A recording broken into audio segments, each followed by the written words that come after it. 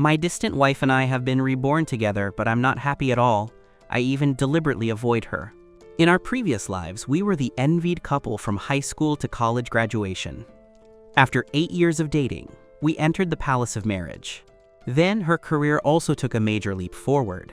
The company became one of the world's top 500, but she also became increasingly busy. She left early and returned late every day. I thought we'd grow old together, but little by little I realized that she seemed to have changed. The time we spent alone became less and less, and she also became more and more dominant. She always wanted to be in control of me. Once, I went out drinking with friends and came home very late. Then, she came straight to me and angrily scolded me in front of my friends, but I didn't say anything. When we spoke face to face, she also had an arrogant and domineering attitude. We both always had a defiant attitude, our heads bowed. We agreed to always spend our birthdays together. But I made dinner for my birthday while I waited for her to come home, and she said she was too busy at work and didn't have time. She no longer consulted me on her decisions, and I always accepted her strong character without complaint. I don't understand why the sweet and charming girl I once knew has turned into someone like this. Now I'm starting to wonder if I did something wrong. For her birthday, I always make an effort to prepare a dinner and gifts for her. She likes to kick off the covers while she sleeps. I always cover them up again. To help her grow her business, I'm constantly attending meetings and drinking.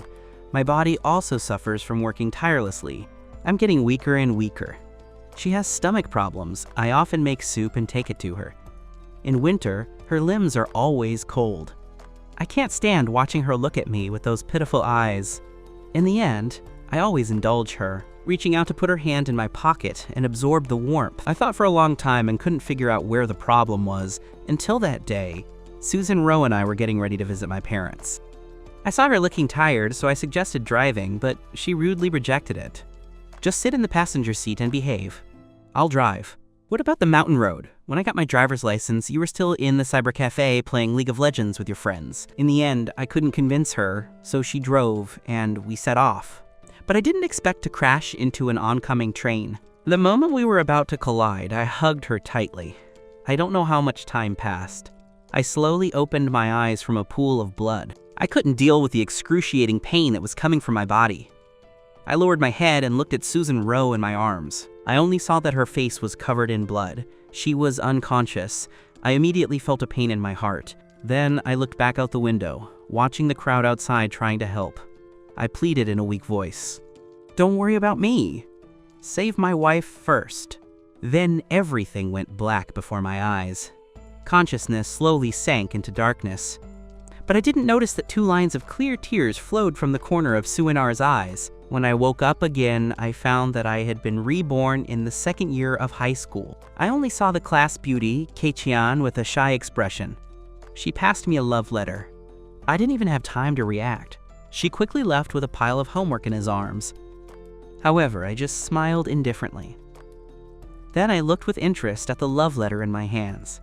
The beauty of the class, Keichian, let's just leave it at that. At least the wife I had before I was reborn was also a school beauty. Whether in looks or other aspects, she far surpassed Keichian. But when the day comes that I meet her, it's better to stay away from her. I think she'll transfer to middle school 1 her senior year. My head hurt a little, so I massaged my temples. I recall images from my previous life. Suddenly, my heart filled with pain. I don't know if she managed to be saved. Does she still remember who she is? Even though I'm born again, I don't want her to be with me again, facing those kinds of circumstances. Maybe the accident can be avoided. But what about the others? Who dares to guarantee that another accident won't happen? So this time, I want to stay away from her. Perhaps, by keeping our distance, she and I will not suffer the same tragedy. At that moment, the class bell rang. A loud sound brought me back from my memories. I only saw the class teacher walk in on high heels and appear at the classroom door.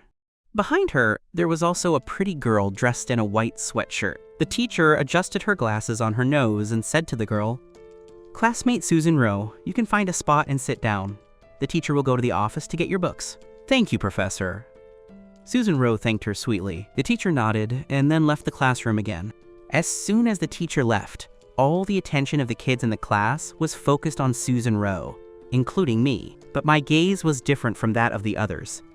My eyes were filled with daze. My brain was completely blank. How can she be? How did she get to high school early? I felt like my CPU was going to overheat. At that moment, Susan Rose slowly turned his head, looked into my eyes, and the corners of his lips lifted in a slight smile. Her eyes were slightly moist. Chenchi, I found you. Images from his previous life began to appear in his mind. Remember that at the moment of the accident, I hugged her without hesitation. Before she completely lost consciousness, she heard me, on the verge of death, shout, "Don't worry about me, save my wife first." At that moment, almost all the guys were there. They expected Su-sin to be their deskmate, but I was the only exception. Because that woman, whom I swore to stay away from my entire life, is none other than the Su-sin in front of me. Wait, she wasn't looking at me. I suddenly snapped back to reality. Before senior year of high school, Suju wasn't supposed to know me at all. Seeing Su-sin, he approached me confidently. Suddenly, a bad feeling came over me. Su-sin-ar stood in front of me, gave me a look, then smiled and said to the boy next to me, "Hi buddy, my vision isn't very good. Can I sit in your place?" Of course, of course, of course. The boy was shocked, immediately stood up and gave up his seat to Su-sin-ar. At that moment, I could no longer remain calm. I coldly said to Su-sin-ar, "There are so many empty seats in the classroom. Why do you have to sit here? Do you want to know?" Sin-ar stood to one side, leaned over, and smiled at me. He whispered softly, "I saw you were looking at me. I thought you liked me. I like you too, so I can sit here." I frowned. In my memory, Su-sin Ro in high school would never be so direct in her flirting. Something must be wrong, but where's the problem? After my previous table mate said goodbye and left, she sat directly next to me. At that moment, the teacher also brought a stack of textbooks and handed them to Su-sin-ar. Then she began teaching. I sat in my seat, pretending to listen, but out of the corner of my eye, I kept watching Su-sin-ar until the class ended. I didn't understand why. After class, Monitor Sangao immediately approached me. He said he wanted to introduce Su-sin-ar to the class situation, but Su-sin-ar coldly rejected him. Sangao could only leave feeling ridiculous.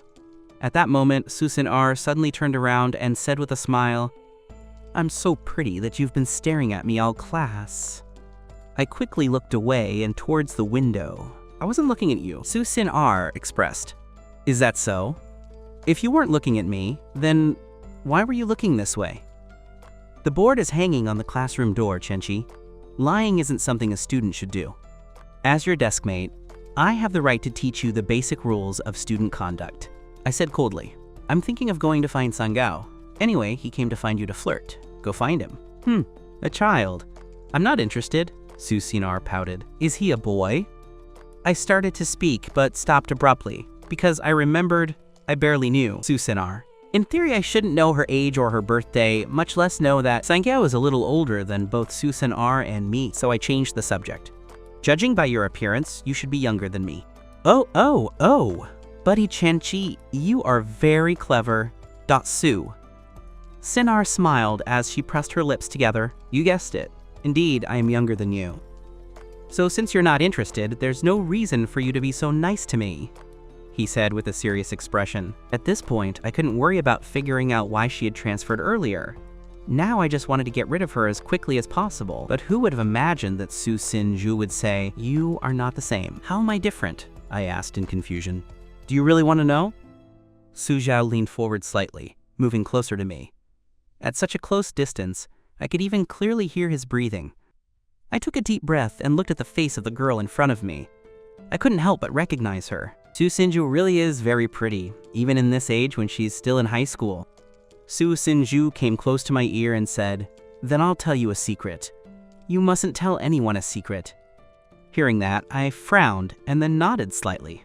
Afterwards, Suju said with a serious expression, "Chenchi classmate, I am actually your wife in the future." Upon hearing that, my eyes immediately opened wide, staring at Su-sin-ar. My eyes were filled with disbelief. How does she know I'm her future husband? What does that mean? Is it a prophecy of the future? Or is he lying to me? Has he also been reborn with the memories of his past life? Just as I was still in shock, Susan Rowe suddenly covered her mouth and laughed. "Well, I'm just kidding. If I told you we died together, and that's why I came back to this time. Would you believe it? Actually, it doesn't matter if you don't believe it, but in short, you only need to know one thing. Then Susanro stood up, placing his hands on the desk, and said in a voice that brooked no doubt, "I, Susanro, like you." At that moment, my gaze toward her was very complex. Just now, I clearly heard her mention that we've already died once. I still remember the car accident in my past life, clearly, but I didn't expect Susanro to not survive the end. Besides, she's also been reborn. But I'd already decided that in this life I wanted to avoid her, not only because I don't want her to have another accident like mine, but also because in our past life, our marriage was not happy. Susanro looked at me silently. He stroked his chin and murmured, "You're right. You shouldn't know me now. You're as pure as a blank sheet of paper. Not knowing how to respond is normal. But I'll guide you well." Hearing that, I was speechless. This woman is too savage. She hasn't even wanted to attack me since school. How can I keep my distance from you if you do this? No, I definitely have to escape this woman's clutches. Although she has also been reborn, she doesn't know that I have too. So she might as well act as if she hadn't been reborn. I don't know anyone named Suin R. As long as I reject her, then she will surely have no more past life issues with me. Thinking of this, I took a deep breath, stood up, and said coldly, "Classmate Susanro, although I don't understand what you're saying, if you insist on standing next to me saying things that have nothing to do with studying, I think I might ask the teacher to change my seat. Right now, I don't see the girl in front of me as my wife. She's just a classmate who just transferred. At least she's kind of cute and pretty, that's all." However, my cold words not only didn't calm Susanro down, but made her even more excited. I only saw her bite her lip and, with a finger, tap me gently on the chest. "Comrade Chenchi, are you sure you don't want to be my table mate? Then I'll tell you one more secret. If you become my boyfriend, you can avoid fighting for 20 years. In fact, you wouldn't have to fight in this life." Hearing her words, I almost laughed out loud. I didn't expect Susanro to want to keep me as a high school student. I even wanted to stay, even though I knew what he said was true. This life of luxury was also very appealing. After all, the company Suin R, founded in his previous life, had become one of the top 500 companies in the world, but that won't change my mind. I just turned my head away and stopped paying attention. Seeing this, Susanro said angrily, "Comrade Chenchi, do you know this is very rude to your new table mate? Even if you don't know that I'm your future wife? Look at me, I'm telling you that I like you. I can't believe it. I was able to win you over once. Can't I get you back?" So I decided to ignore her without comment. Susanro stopped talking, making a small sound. 2 minutes later, the bell rings for class to start. I thought Susanro had finally stopped harassing me. Curious, I sneaked a look at him, but it was just a glance, and I happened to catch Suinar's eye. Susanro smirked. "You caught Chenchi, didn't you? You're just sneaking up on me." Fortunately, at that moment, the teacher entered the classroom. Susanro finally restrained herself a little, but I know he'll definitely keep harassing me. So, the moment class ended, I stood up straight away and left my seat. On the way to the field to meet up, I ran into my childhood friend, Fan. I looked at him with an envious expression. "Wow, Lao Chen, you're amazing. A super cute girl just joined our class. She's really enthusiastic about you." "Well, you and she look good together. Perfect match." I replied disdainfully, "Hee, it's just what you think." However, the next second, he and Fan's words made me shudder. I watched him speak as if he discovered a new continent. Now that I mention it, I see how you two look. Have you met before?" I quickly shook my head. "What are you saying, kid? How could I possibly know Suin R?" However, Hyun Fan still didn't believe me. Just as I was about to continue explaining, the next moment a group of students jeering could be heard behind me. I turned around to look back and saw Susanro walking with some girls. In front of them was Monitor Sangao. He was scratching his head as he said something timidly. The classmates around him were also cheering for Sangao. There were even some gossipy girls making fun of him from the side. Even a fool knows he's trying to flirt with Suin R. Seeing this scene, my heart seemed to be in knots. Clearly I had already decided to stay away from Suin R. But why does my heart still hurt when I see a boy chasing her? At that moment, Susanro was very impatient with Sangao's insistence. But suddenly, he saw me standing not far away. so she quickly stood on tiptoe and beckoned to me. "Comrade Chenchi, please come here." While saying this, he also winked at me mischievously. When I saw Suinar's invitation, I clearly told myself to keep my distance, reduce contact with her. However, my legs did not obey and headed towards her. Susanro looked at Sangao and said coldly, "You didn't ask me what kind of guy the first like." Then, smiling, he pointed at me. "I like boys like him." Immediately, the place fell silent. Clearly, it was the busiest recess period, yet it seemed as if she were cut off from the world. It was eerily quiet. It only took a little while and the courtyard came alive again. This counts as a confession, right? Of course. Chenchi is good at studying, and he's also handsome. Even a girl as pretty as Susan Rowe dares to confess to Chenchi. Isn't that normal? The classmates around her were commenting. However, Susan Rowe pursed her lips with a smile at the corner. I don't care if she doesn't recognize me. She could easily come up with a plan to become someone like me's girlfriend. No one knows my personality better than she does. Don't get carried away because I stood up to her the first day I met her. But I'm one of those people who are stubborn and inflexible. As long as she's nice to me, I'm sure I'll feel it. Thinking of this, Susan Rowe intentionally smiled sweetly at me in front of her classmates. "Comrade Chenchi, I didn't expect you to actually come. It seems you really care about me." At this moment, although I don't know what Susanar's purpose is, I just need to push hard. I was just passing by to see what was going on, but Susan Rowe said bluntly, "I don't care. Anyway, you heard it too. Well, I like you." Hearing this, my head immediately ached. If what Susan Rowe had said before might have been just to get rid of Sangao, now it was definitely a solid confession. Suddenly, a faint female voice sounded from the crowd. "Ah, friend Susan Rowe, do you like Chenchi too?" Susan Rowe immediately felt a sense of unease. Who wants to compete with me for a husband? Then, I quickly looked in the direction of the voice. I saw the prettiest girl in the class, Kei-kan, looking at me and Susan Rowe with a shy expression. I immediately had a flash of light in my eyes. Now I have an excuse to leave. So, without waiting for Susan Rowe to react, I took the initiative to greet Kei-kan. "I've noticed my English grades have slipped a bit lately. Can you help me brush up?" "Really?" Kei-kan looked at me in surprise. "Yes, really." I looked back at Susan Rowe, who nodded repeatedly. By this time, her face was about to swell with anger. "But I didn't get better grades than you on the last monthly exam. Even though I'd be willing, I don't have the ability." Kei-kan was clearly somewhat conflicted. Even though she likes you, she can't be as obvious as Susan R. But making her help me study makes her feel like her grades aren't any better than mine. I don't care about Kei-kan's reaction, but instead I look at Susan Rowe. I see her with a gritted teeth expression, with a look that seems like she's about to throw sparks. I knew the plan had worked. When it comes to chasing guys, a woman's biggest enemy is another woman. If I have to keep my distance from her, this seems like a good way.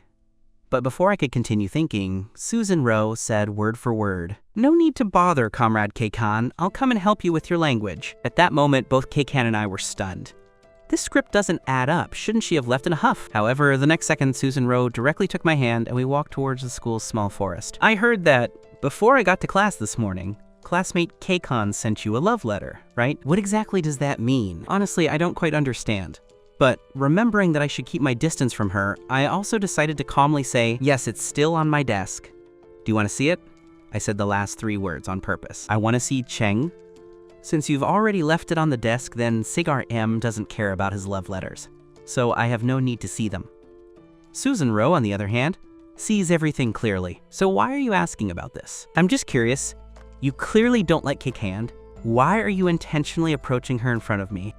Susan Rowe looks me up and down and then comes to a conclusion. "I know. You like me too. That's why you're doing it on purpose to make me jealous. You're thinking too much." I simply denied it, but that is precisely what Susan Rowe really wants. Then there's only one other possibility. Susan Rowe looks at me shrewdly. "You're intentionally avoiding, and it's not like you don't know me." Suddenly, my head buzzed. In fact, I had a brief moment of emptiness. I couldn't even doubt that I'd met her before. Then the problem arises, haven't we met before? And how do you know me? I further asked my classmates. "Your grades seem to be a little exaggeratedly excellent, but I clearly remember that in your senior year of high school, your grades were not like that." Suinar's voice seemed to be talking to herself, but I felt more and more nervous listening to it, and I couldn't stop swallowing. If Susan Rowe was only hinting before, then now she's clearly suspecting that she's been reborn as well. So far, Comrade Chenchi, shouldn't you give me an explanation? In the end, Susan Rose stared at me with a look of doubt.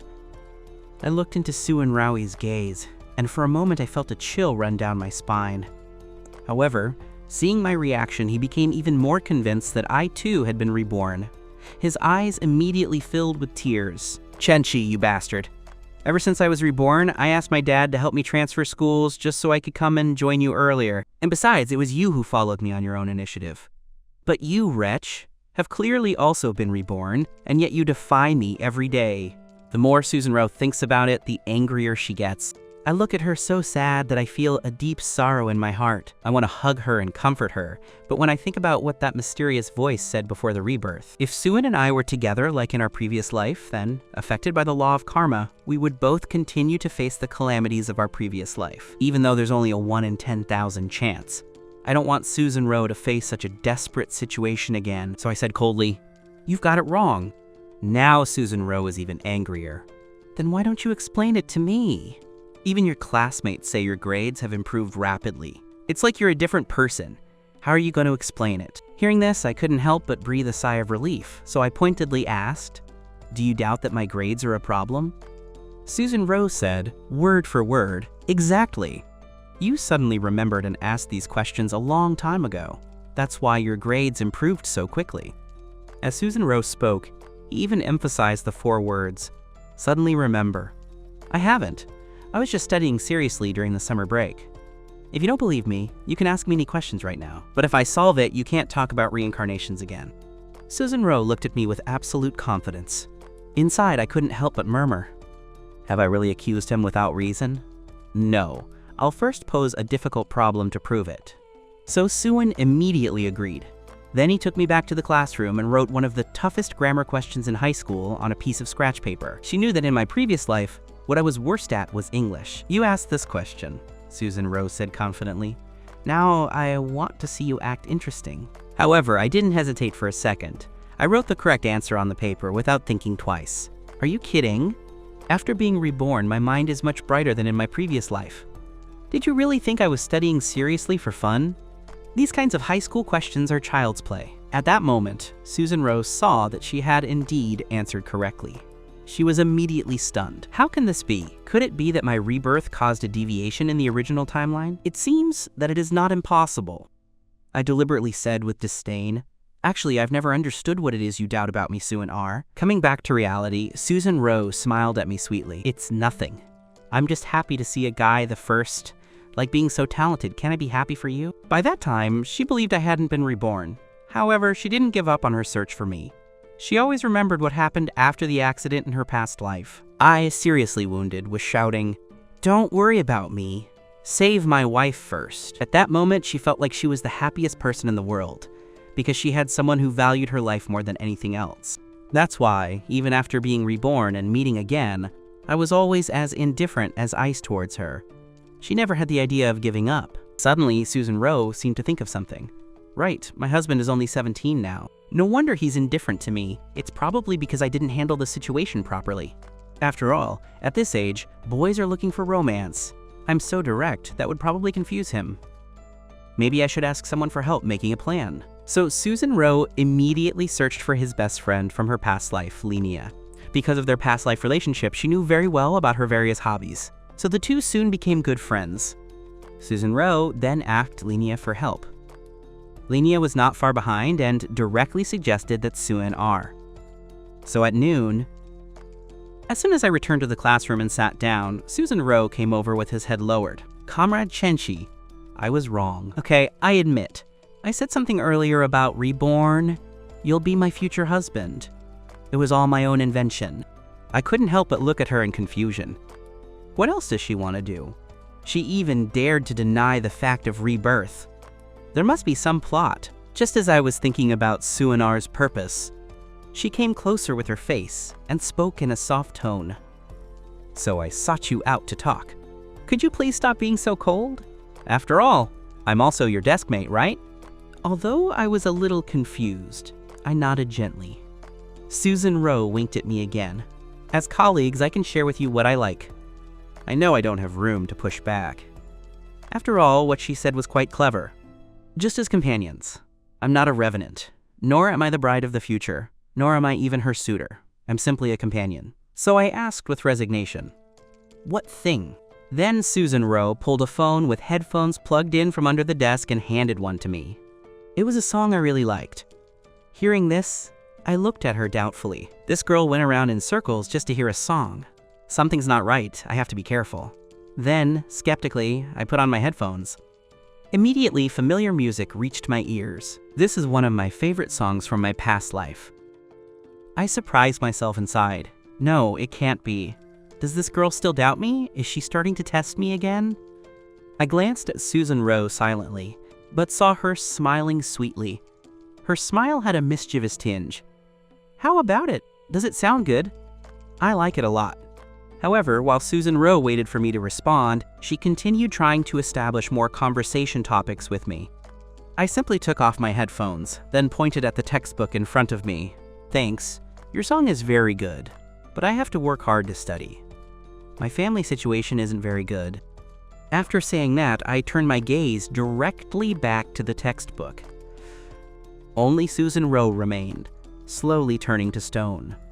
She was stunned and didn't know what to do. Susan Rowe let out a long sigh, then stood up and sat next to Manhwa, saying in a low voice, "Kahua, I failed again." Chenchi would rather look at the textbook than look me in the eyes. Manhwa had a resigned expression. "Of course you're gonna fail like that. I saw it all," Susan Rowe said with an expression of incomprehension.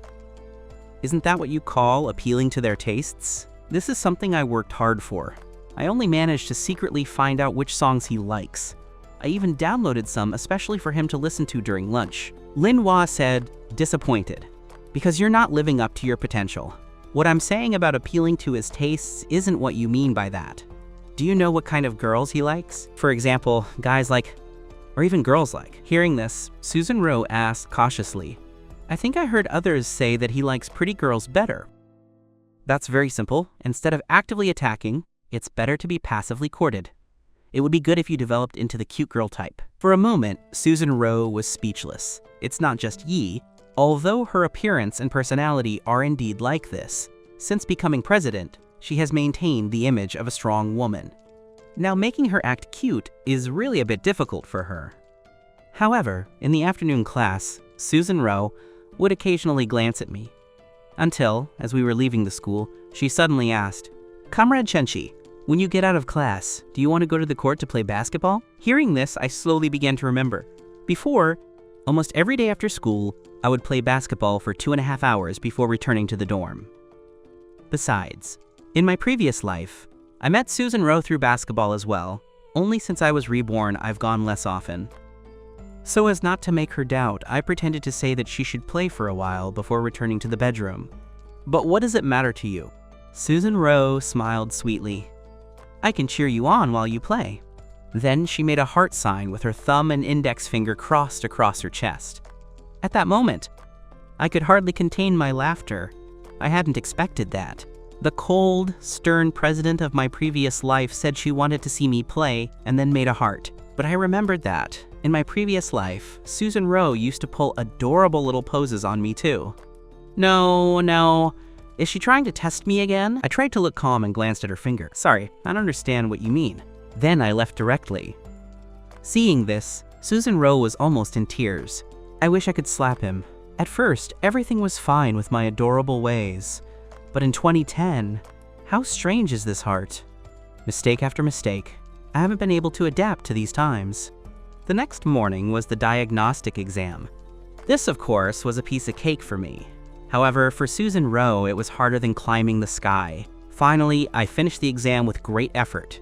Susan Rowe was just relaxing and thinking about treating me to lunch and comparing answers. But I didn't expect the class beauty, Kei-tian, to arrive first. Kei-tian was seen timidly asking me, "Comrade Chenchi, how did the diagnostic test go? How about we go to the cafeteria together when we eat and compare answers?" Seeing this scene, Susan Rowe was immediately irritated. This scheming woman. Not only did she write a love letter to my husband, but now she won't even invite him to dinner? Surely she wants something more with him. So Susan Rowe looked at Kei-tian with disdain and said, "No, Comrade Chenchi promised that we would eat together." but I suddenly said to the side, "I didn't say that. How could I bear to miss an opportunity to push her away?" Susan Rowe was speechless with rage. She hadn't expected me to confront her like this. I took the opportunity to slip away. That night, Susan R's mother learned that her test scores weren't good. Furious, she gave her an ultimatum. "Your dad and I have already decided that if we don't see improvements in your studies on the monthly exam, you will have to return to your city to study." At that moment, Susan Rowe wanted to cry, but she couldn't. It's over. It's over. This is a real disaster. The next morning, Susan Rowe, who hadn't slept all night, caught a cold. She took out a handkerchief and thought desperately. When she was sick before, I always cared for her considerately and was there for her. However, supposedly, I have no memory of her doing so now. When I arrived at the classroom and saw Susan Rowe looking unwell after catching a cold, I felt sad in my heart. Clearly, I love her so much, but I can't show my feelings. However, seeing her sneezing nonstop, I couldn't help but go to the infirmary to get a box of cold medicine. I placed it on her desk and then, giving her a distracted look, said disinterestedly, "If you have a cold, you should take medicine." After saying that, I returned to my seat. Susan Rowe immediately became excited because the familiar green packaging in front of her was the medicine she took whenever she caught a cold. "Comrade Chenchi, I know why you arrived to class later than usual today." Susan Rowe immediately sat up straight. "You must have seen that I have a cold and went to the infirmary to bring me medicine, right?" However, I remained silent. My eyes remained fixed on the textbook, but this did not affect Susan R's conjectures at all. "That must be it. I don't know how I could have gotten infected. He must be worried about me." Then Susan Rowe got out of her seat with a big smile, went to pour herself some hot water, and took her cold medicine. But seeing me so distant, he joked, laughing, "Comrade Chenji, if you like me, you should say so without fear. If you want to court me, it's not like I'm going to reject you." Hearing this, I simply rolled my eyes at her. Who wants to court whom? I'm afraid everyone in the class knows. Just then, I saw John Fan sneezing as he entered the classroom. So I said to Susan R, "By the way, to avoid any misunderstandings, I think I need to explain something. The medicine bag from earlier was for Old Man Jian. So after school, it would be best if you went to the infirmary to get another bag of medicine for him." Hearing this, Susan Rowe showed an aggrieved expression. "I, a great beauty like myself, cannot compare with your good friend?" I looked at her and she looked very distressed. I couldn't help but sigh inwardly. Since I know that staying together will result in tragedy, it's better to keep our distance from the start. However, in night study class, I watched her as she slept on the desk, but I'm still worried that you'll catch a cold again. So I took off my jacket and put it over her shoulders. All this was witnessed by Lin Jia. After school, I went straight home. At that moment, Lin Jia gently woke up Susan Rowe, who was still sleeping. "Susan Rowe, that's great." However, Susan Rowe had a confused expression. "Oh, what happened to me? I fell asleep."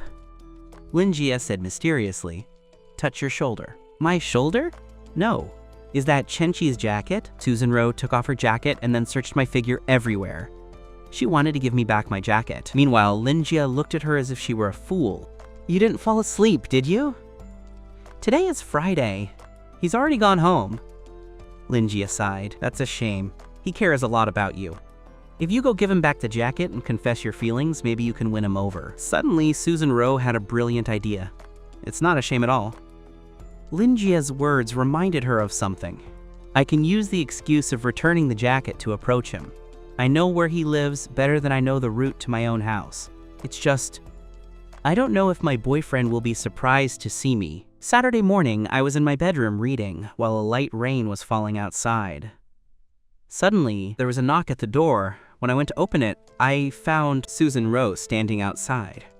Her hair was also wet. Susan Rowe smiled sweetly at me. "Thanks for your clothes. I didn't expect you to be so worried about me yesterday during the night study." I took the clothes she was holding, but saw that Susan R's hands were empty. Hearing the rain outside getting heavier, I frowned and asked her, "Don't you have an umbrella?" Susan Rowe quickly responded, "Yes, Chenchi, I complained just as I was coming up. But don't worry, I didn't get your clothes wet." Seeing the girl's nervous expression, I instinctively gripped the clothes in my hands. There wasn't a drop of water on them, but her hair was dripping wet. Is she stupid? Even though I've been so cold to her, why does she care so much? Does she prefer to get herself wet rather than wet her clothes? Doesn't she know she still has a cold? At that moment, I felt as if my heart had been stabbed, an indescribable discomfort. I glanced at Susan R. "Come in, please." Then I went straight into the bathroom. Susan Rowe came in smiling as well, running after me. I'm coming. What are you doing?" Seeing me holding out a warm towel, the girl's sweet smile grew even brighter. However, the next second, I pulled out an umbrella and offered it to her. "You can go." Susan R's sweet smile froze on her face. But I, emotionless, explained, "If you came to return my clothes, then you can go now." Susan Rowe grimaced. "What's up? Aren't you gonna let me stay at your house for a while?" I couldn't help but think about my past life. You came here many times. However, I continued explaining. "My dad isn't home. That's no good. Besides, I have something to do." However, Susan Rowe had already planned it before coming. How could she give up so easily? So I simply waved my hand. What negative impact could there be? I don't care what you fear. Don't worry, just do your thing. I'm sure I won't bother you. I'm very obedient. Seeing Susan Rowe say that, I didn't dare throw her out either. Otherwise, it would be too artificial. But suddenly, I thought of a crucial question. Since I saw Susan Rowe appear at my house, I've never asked her. "Susan Rowe, how did you know my home address? This can't be right." If I don't ask, Cigar M will hesitate again.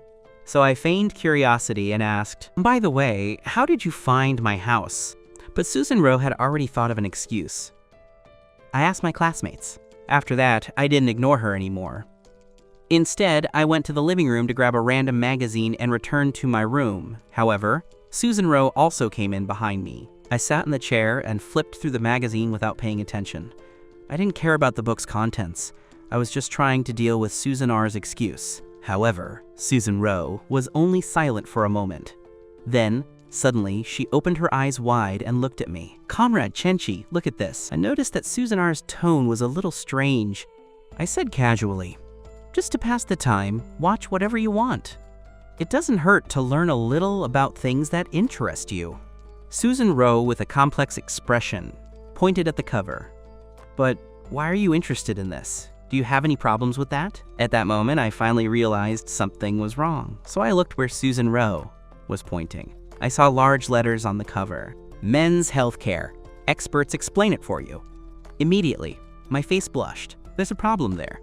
I couldn't help but roll my eyes at her. Who dares question whether they have a problem? In this world, is there anyone who understands my problems better than you? Susan Rowe then decided to sit next to me. Without realizing it, she rested her small head on my shoulder. But before I could get angry, Susan Rowe, laughing softly, said, "You have bad eyesight, don't you? How can I see the magazine clearly?" I flatly refused. "If you want to see, look closely." Then I placed the magazine directly in front of her. Susan Rowe pursed her lips slightly, visibly dissatisfied. What she wanted to see was me, not any magazine. But when I saw that the magazine also had horoscopes and palmistry content, I became worried. "Comrade Chenchi, come quickly and look here." Although I was afraid Susan Rowe would take the opportunity to do something, I still leaned forward. I saw Susan Rowe point at the magazine, then, shaking her head like a fortune teller, said, "Do you want to try this horoscope and palmistry thing? I'm very knowledgeable about it." Just now, when she saw this page in the magazine, she was suddenly inspired. She thought that I, at 18, would definitely like it, because these days, many students discover that their zodiac sign matches that of their crush. Or maybe our signs match, and she'll be secretly happy. I looked at her with a doubtful expression. I don't remember her having that ability. "If you don't believe me, give me your hand, I'll give you a fortune." Susan Rowe saw that I didn't believe her and directly placed my hand in her palm. Then he began to pet her as if she were a small animal.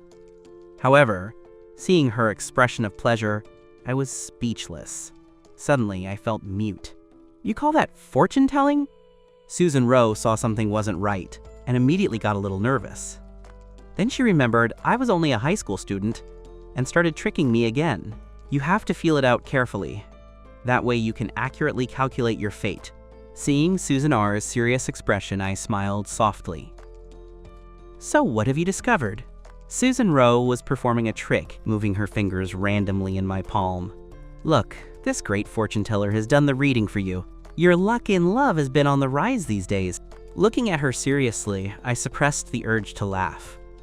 What's the way forward? Think about it. Haven't you met any girls these days? Palmistry says this girl will be your destiny. Susan Rowe seemed to be analyzing it logically. As soon as I heard that, I knew what she meant. So I asked casually, "You don't mean to say that destined girl is you, do you? This student Chenchi is really smart. No wonder he's at the top of the class and he was able to guess this." Susan Rowe snapped her fingers, walked over and said softly, "Look, even palmistry says so, and I'm right behind you, so why don't you give in?" I rolled my eyes. Initially, I wanted to decline, but seeing that even after his feelings for me were reborn, he always remained sincere, I felt a little guilty. However, at that moment, the sound of the door opening was heard. It was my dad who came in. I quickly withdrew my hand and was about to speak, but Susan Rowe stood up first. She greeted my dad politely. "Hi, Uncle. I'm Chenchi's classmate, also her desk mate. My name is Susan R." My dad nodded but frowned slightly. Just as we walked in, he saw our hands intertwined. This kind of intimate gesture is definitely not something normal classmates would do. As for what my dad was thinking, Susan Rowe could easily guess. So she explained that the teacher asked her to help me with Chinese. We were just talking about studies. My dad, upon hearing that it was the teacher who organized it, was immediately relieved. Then Susan Rowe saw that the rain had stopped outside, so she said goodbye and left. I watched Susan R's figure as she walked away. I felt a torrent of complex emotions in my heart. I knew very well that that girl, even after being reborn, still loved me. But to prevent the tragedy from happening again, I can't help but keep my distance. This contradictory feeling makes me feel very bad. The next morning, I gathered the things I had prepared and headed to the Luan cemetery. Today is my mom's death anniversary. My dad had to work overtime at the factory, so he asked me to go first. I found my mom's grave. After preparing everything, my dad finally arrived. He patted me on the shoulder and said in a somewhat heavy tone, "I talked to your mom." However, when I moved, I noticed Susan Rowe standing behind my dad, holding a bouquet of white anemones. Susan Rowe said softly, "I was just passing by your house in a taxi, and your dad came out. Then, since he happened to be passing by, I decided to come together." Then she handed me the bouquet. "Please give it to Aunt." I hesitated for a moment, but finally nodded and placed the flowers beside the grave. Then Susan Rowe pulled me aside and said solemnly, "In the taxi, my uncle told me something." "What?" I asked calmly. "He said that if he had the chance to start over, he regrets it. He wouldn't seek out Aunt and would stay away from her. Even if he didn't stray far, he would just silently protect her." But I don't think that's right. I looked at Susan R's serious face in silence. "My uncle just said if I were to start over. Haven't you thought about how your mom would act if I started over?" "I think I definitely still love your uncle." Susan R's tone was very resolute. Hearing this, my heart suddenly skipped a beat, but I still tried to remain calm. "Aren't you afraid the same thing might happen?" Susan Rowe glanced at me furtively and said indifferently, "I'm afraid, but what's the point of being afraid? I liked you a lot from the beginning, so why should I stop being together out of fear? If I don't even have the courage to be with him, then what's the point of starting over? It would be better if he just let me die." Susan Rowe blew her nose. Looking into her eyes, my vision blurred. "Either way, I'll try. I don't want to see the guy the first like with other girls." Susan R's words confused me. I don't really want to see her with other guys either, even if it's just flirting. When you start over, you never know what will happen next. So, should I try again? At that moment, I felt like my world had changed. After the ceremony, my dad took a taxi back to the factory. Meanwhile, Susan Rowe and I waited a long time, but we couldn't get a taxi. So we prepared to walk to the station and take one. Susan Rowe put her hands behind her back and casually turned her head to look at me. In the rainy season, walking alongside your crush is definitely the most wonderful thing. For Susan Rowe, this opportunity was a rare one. Without a job or a contract, it's just me. As I passed a small supermarket, I stopped and asked if she wanted a drink of water. This was the first time I dared to speak to her since rebirth. Susan Rowe looked shocked for a moment, then smiled sweetly and happily. "Sure, treat me." I nodded gently. Then I entered the supermarket. Instinctively, I went to look for the drink that chubby boys like, because in my previous life, Susan Rowe loved drinking this. The fridge at home was stocked with Coca-Cola. However, at that moment, Susan Rowe quickly put away her umbrella as she entered with mineral water. It's fine. At that moment, I remembered that in my previous life, Susan Rowe had simply drank too much Coca-Cola, which caused a toothache. So I took 2 bottles of mineral water and passed one of the bottles to Susan Rowe. Susan Rowe accepted the mineral water, but she put it directly into her small leather shoulder bag. This is the first gift Comrade Chenchi gave me. I must treasure it well. When I take it out in the future, it will be very sweet. Seeing his pleased expression, I couldn't resist the temptation to tease him. So I pointedly said that only wine can be stored for a long time. Mineral water, if left for too long, will only breed worms. Susan Rowe jumped slightly, almost knocking the bottle of mineral water to the floor. Chenchi, how disgusting, you're disgusting. But keep following me, I can't do anything. Who told me to like you? But it's a shame. No matter how much I chase you, you just won't accept me. But it doesn't matter. No matter how you reject me, I just want to follow you. I smiled slightly, opened my umbrella, and prepared to leave. Susan Rowe, seeing this, walked straight over to my umbrella. But the space inside my umbrella wasn't large, which led to the 2 of us being very close. Classmate Chenchi, you say I'm chasing you and you don't accept it. That's fine. Why don't you do it to Anne when she chases you? Actually, Susie Rowe has always had doubts about this. 17 is supposed to be the age when you want to fall in love the most. I searched for a reasonable excuse. You've seen the conditions in my family. Falling in love is the worst thing ever. We'll discuss it after I get to college. But what he didn't expect was that Susan Rowe seemed to have found a turning point. Ah, then I'll wait until you get into college. Does that mean he'll agree to be my boyfriend? Hearing this, I was stunned.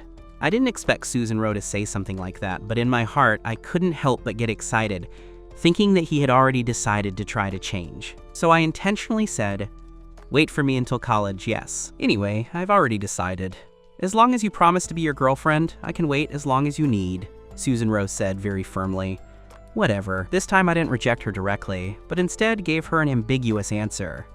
However, it was precisely that uncertain answer that made Susan Rowe jump excitedly in front of me. You agreed. You promised you'd let me court. I looked at her smiling happily, but suddenly remembered something else, so I spoke calmly. Now you should think about something else. And what is that? In my heart, you are the most important thing to me. Susan Rowe clenched her small fist tightly.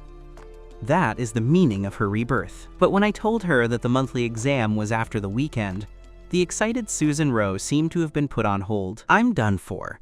If I do poorly on the monthly exam, I could be sent back to my old school. But no matter how much we worried about the monthly exam started punctually on Monday. In the classroom, I was organizing the books on my desk, preparing for the exam.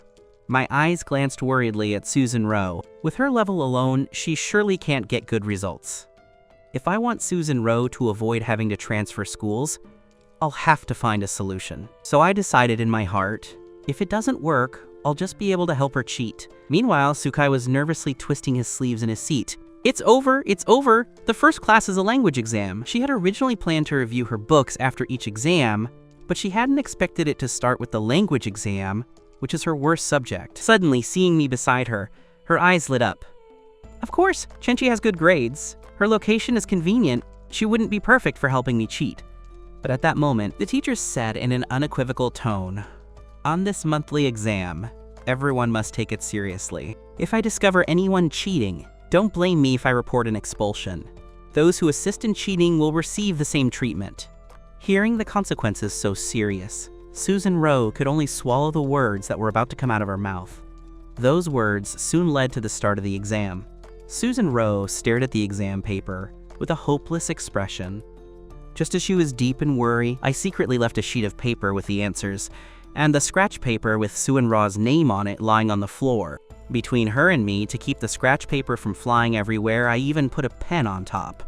To keep her in place, after doing this, I remained motionless in my seat, and Susan Rowe soon noticed the leaf on the floor.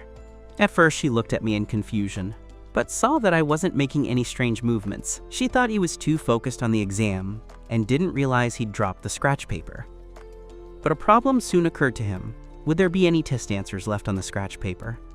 After all, on the last monthly exam, I scored first in the grade. If I could cheat on my exam, I wouldn't have to worry about my own Chinese grade. But bending down to pick it up would surely be noticed by the teacher. At that moment, Susan Rowe had a puzzled expression. She was afraid that if Van Won found out she was cheating, he'd implicate me after all. At that time, my family situation wasn't good. Suddenly, Professor Hien Sui, classmate Susan Rowe, noticed her movement. "Why are you shaking your head?" Susan Rowe was startled and didn't know how to respond. Seeing this, I quickly raised my hand to call the teacher. "Chenchi, do you have any questions?" The teacher's tone turned gentle. "Because I'm the student who's improved the most this semester. No teacher hates a good student." "Teacher, you forgot to give me the scratch paper," I said calmly. "Let me see." Hien Zuli came over with a piece of paper and looked. She noticed there wasn't one on my seat. Just as she was about to give me the paper, she saw it on the floor. "What is this?" Susan Rowe watched in despair as Hien Sui picked it up. "It's over. Now I don't even have the right to worry. The teacher has already picked up the paper. So why copy?" However, Hien Sui just took the paper and looked at it. Then he placed it on Susan R's desk. "Comrade Susan Rowe, you're very careless. You didn't notice your paper fell to the floor. Look, you have the choice questions written on the paper. You haven't transferred them to the exam, have you? If we continue like this, you'll have to hand in the college entrance exam when the time comes. When you realize it, you won't have time to answer." While giving her a lecture, I urged her, "Suanar, why are you still standing there? Aren't you going to quickly write the answers on the exam?" Susan Rowe, trembling, took the scratch paper. Looking up, not only were there answers to the choice questions, but even her name was written on the top. Susan Rowe remembered the movement of my raised hand, and also how Hien Zuli had found the scratch paper on the floor. At that moment, she understood. This was intentionally to help her cheat. Susanar's mouth curved into a smile that was hard to hide. "He still says that he doesn't care. He even let me copy the answers. I'm sure he doesn't want me to change schools." She then quickly copied the answers from the scratch paper onto the exam. It wasn't long before the exam was over. I knew that Susan Rowe would come looking for me, so after I handed in the exam, I immediately left the classroom. But Susan Rowe still managed to catch up with me. I only saw that first Susan Rowe, took a look.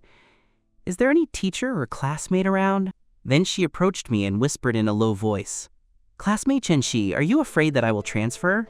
That's why you are intentionally helping me, right? You have fallen for me, but although I have decided to transfer, I still haven't decided if I should be direct." Just as I was thinking about how to get rid of Susan Rowe's insistence, I saw Hian Fan with a frustrated expression in the crowd.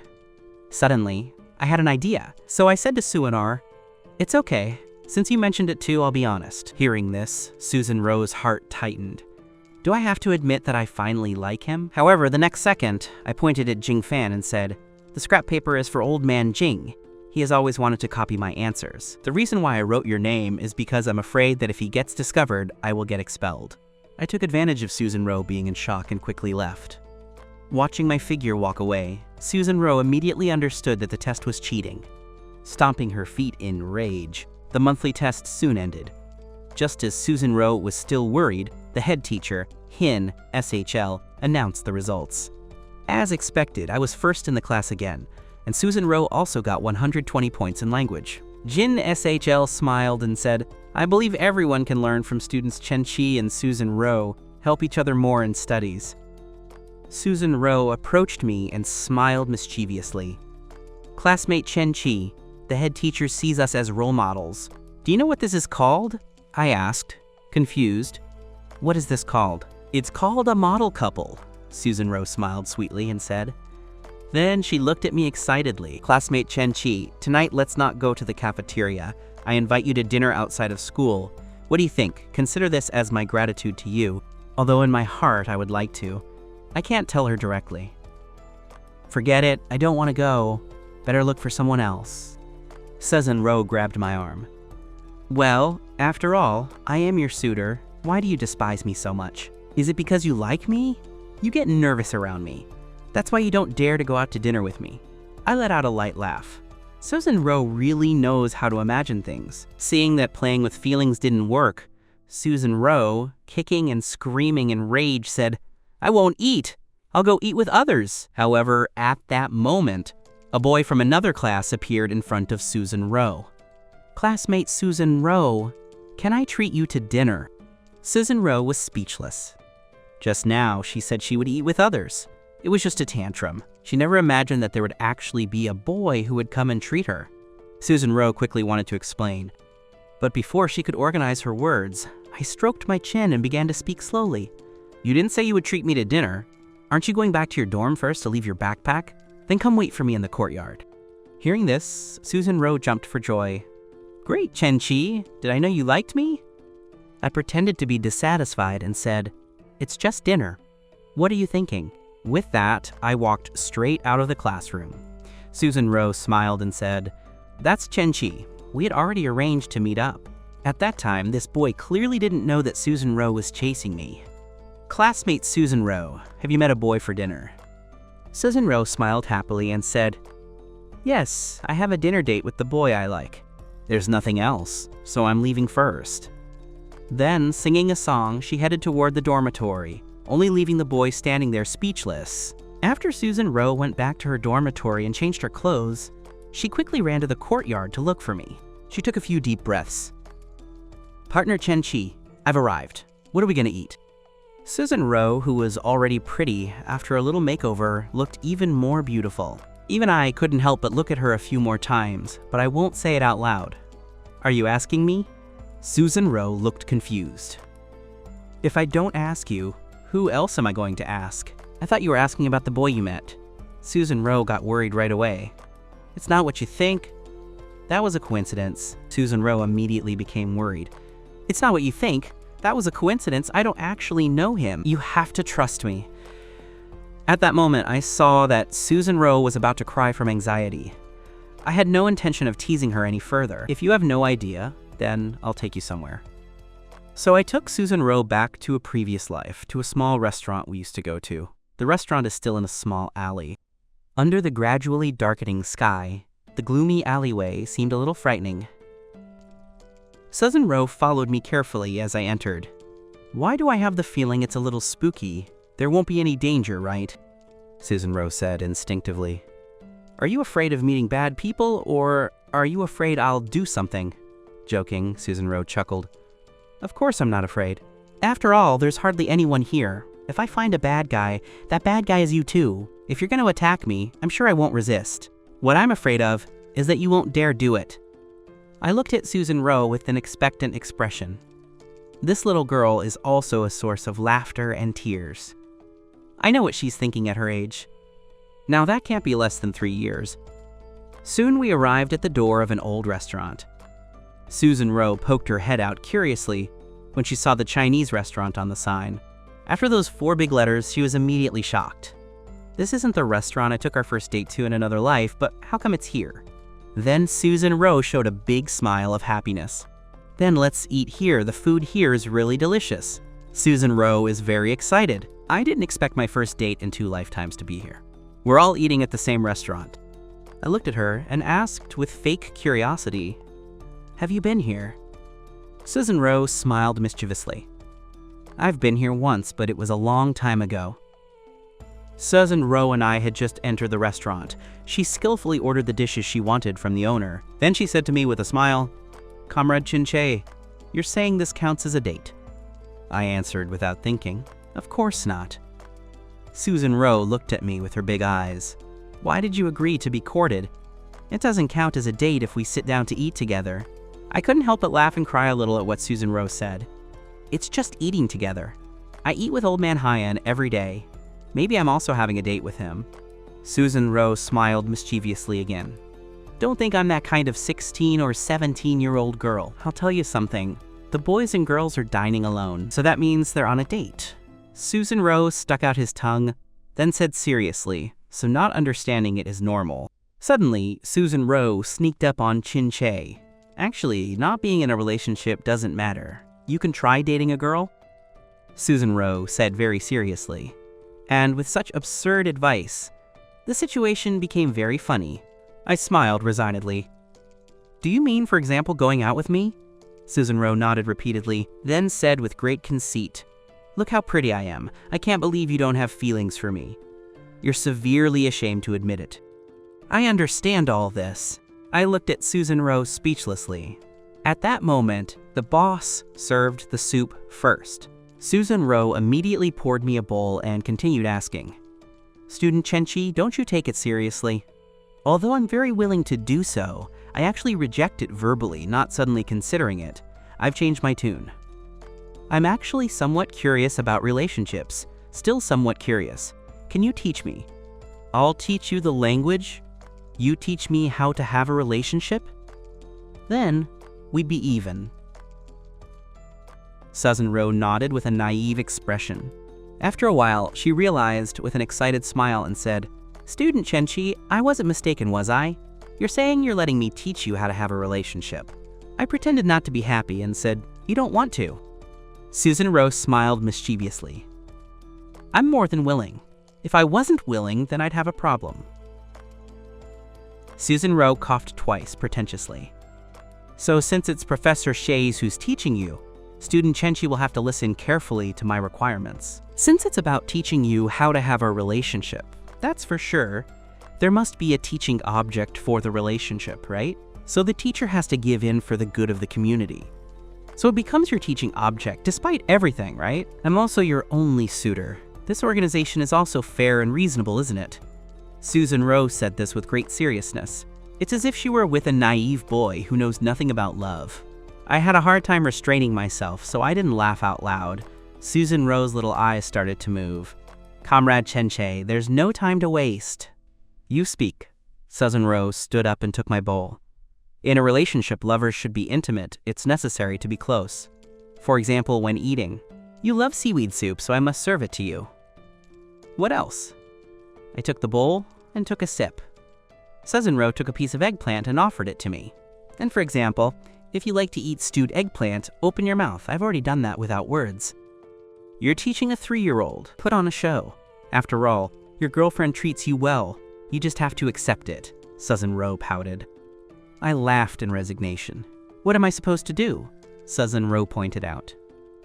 "The dish. You can learn to make it like me. For example, I like to eat pork with potatoes. Bring some." So I served pork with potatoes to Susan Rowe. Susan Rowe ate happily.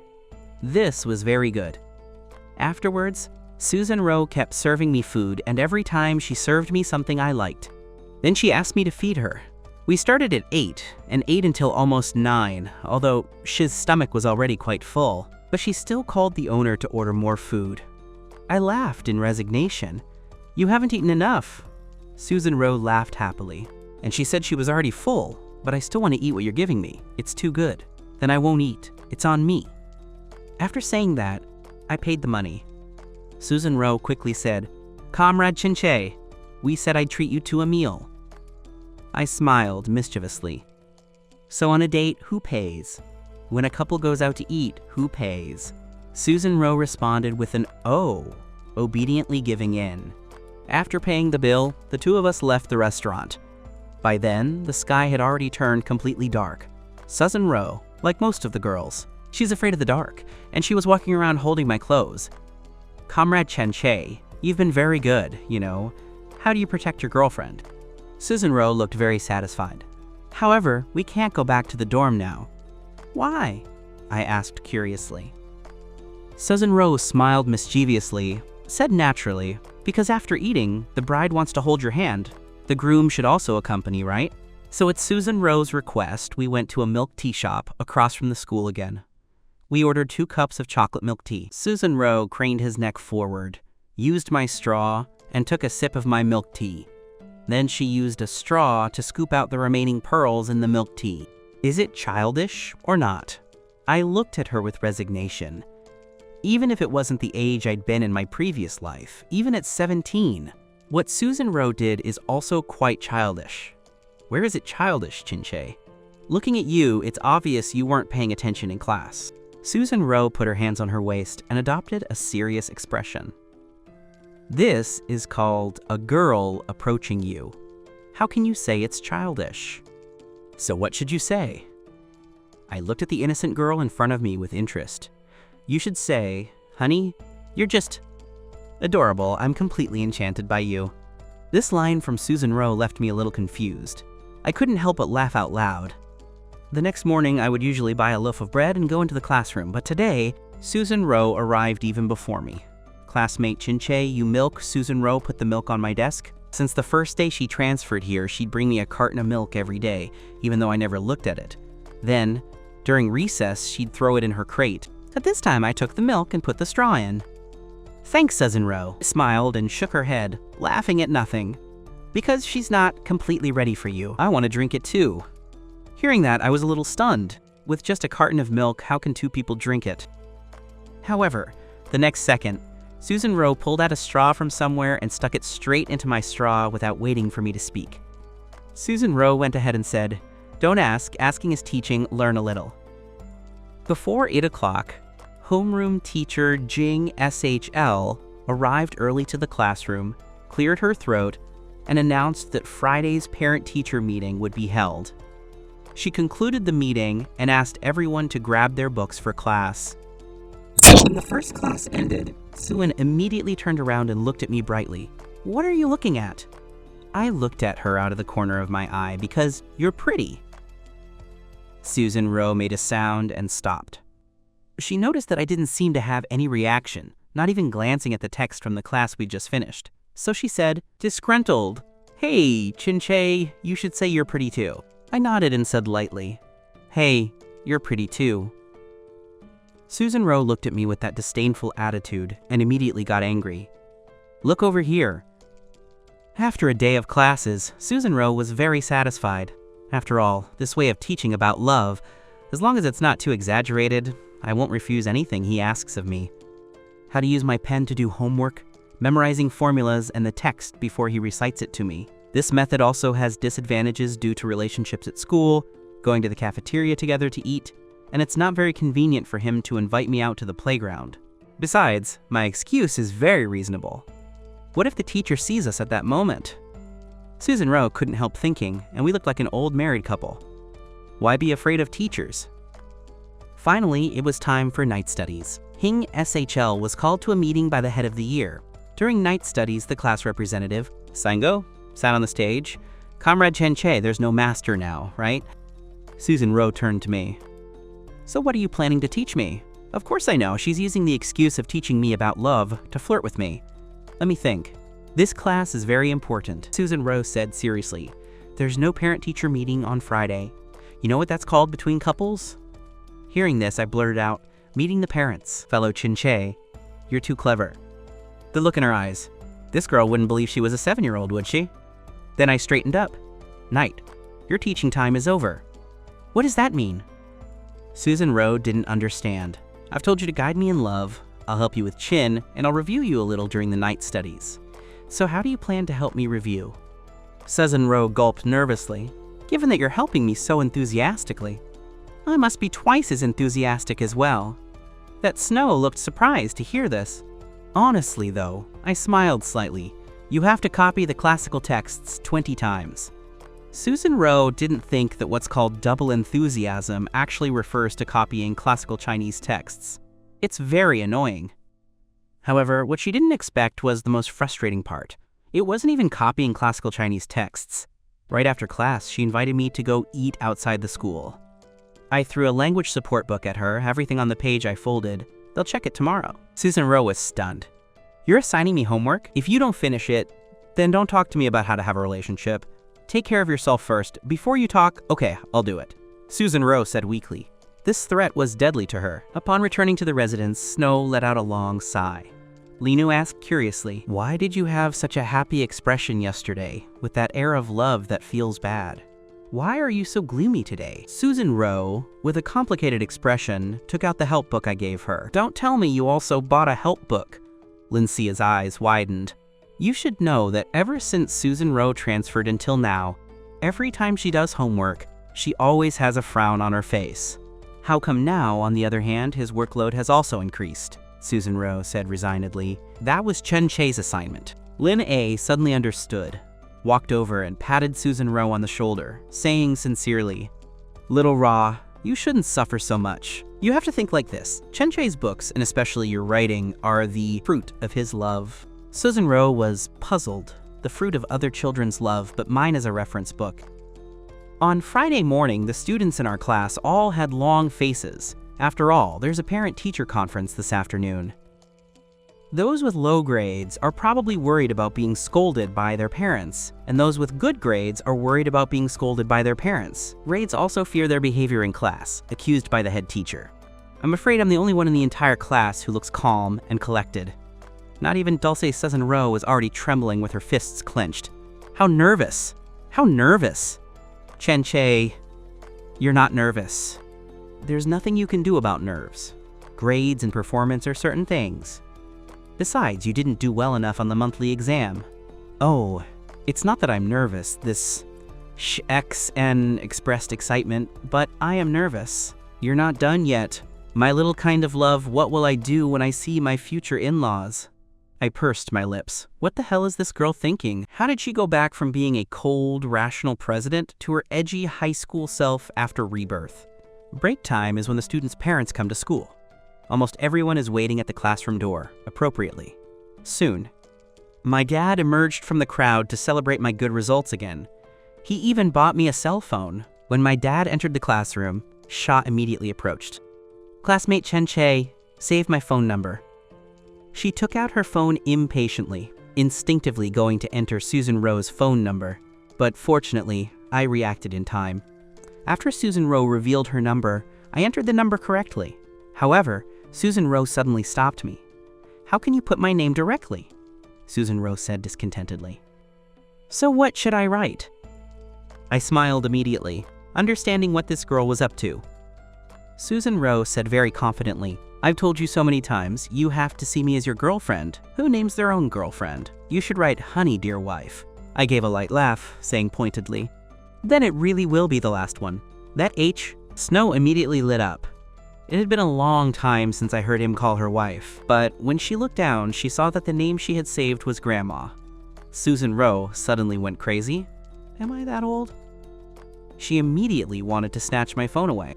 I have to delete the second Grandma. But at that moment, a cold female voice sounded behind her. SH's, girl, what are you doing? Susan Rowe slowly tensed, turning her head. Mom, what did I do? I didn't do anything. But Susan Rowe's mom's gaze fell directly on me. She's no fool, her daughter being so close to a boy at school. Surely there's a problem. However, at that moment, I stepped forward and said calmly, Hello, Auntie. I think you can help student Susan Rowe with her studies. Studying Snow's mother was momentarily shocked. She hadn't expected me to be so confident and yet able to speak to her so calmly. This inadvertently gave her a kind of hope. Had she been mistaken just now? Her own daughter has no inclination toward early romance. I nodded and said, Teacher Hing, let me help tutor student Susan Rowe in Chinese. So I think I should talk to you about the areas she needs to improve on. Oh, what Sha Rou said. It's about you. Susan Rowe's mother's expression gradually softened.